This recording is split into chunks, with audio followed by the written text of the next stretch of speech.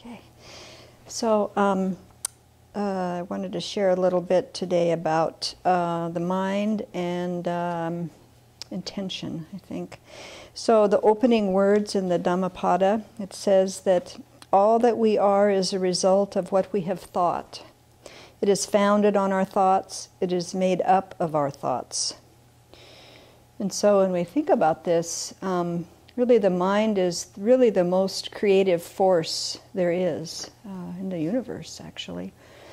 And when we're conditioned ignorantly, then the mind is capable of really generating affliction upon affliction, life after life, which is certainly what I've experienced. And but when the mind is conditioned by wisdom, then the mind is capable of destroying the root of these afflictions, and then one can progress through up to enlightenment. So I think it's helpful to remember how powerful the mind is if we grow our capacity. So the first two activities that we begin with on the path then is purify our negative actions, which Venerable Chuni so aptly spoke about yesterday. And then also we create merit or positive potential.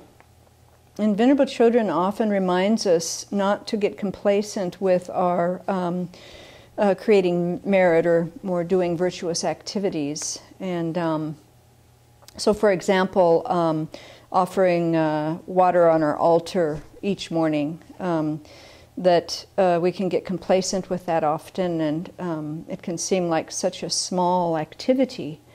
But when you think about the complexity of karma and you appreciate that, then a very small action can have a huge result. And so I think it's important to kind of keep that in mind, to take the effort to do these things that our mind may think kind of small. And then the other piece to that is the intention that we bring to these actions. If I'm running late and I'm going to do the water bowls on my altar, and my thought, or really my intention is, I got to hurry up because I'm running late, that's really what my intention is about. And so my mind is not in a very joyful place at all, of course, and then I suspect that I'm not creating much merit with that mind state, even though there's water on the altar. Yeah. And so this whole notion about slowing down enough to set our intention is really important and so powerful. There's a great story in one of Geshe Sopa's books about a very famous meditator who was living in a hermitage, and he received word that a high government official was coming to visit. And so the day that the high government official was coming to visit, he got up and he cleaned his room and put special incense and flowers and really made it just quite lovely. And then he sat down and he thought, now, why did I do that? That's not my usual routine. And he realized that what was driving that, what the intention was very worldly, was pride, and also looking to, be looked on as somebody that's, really, living in a nice place and such. So it was a very worldly intent. And so once he realized that that was the intention, he went to the fireplace and took some ashes out and just scattered them all over and rubbed them all over himself too.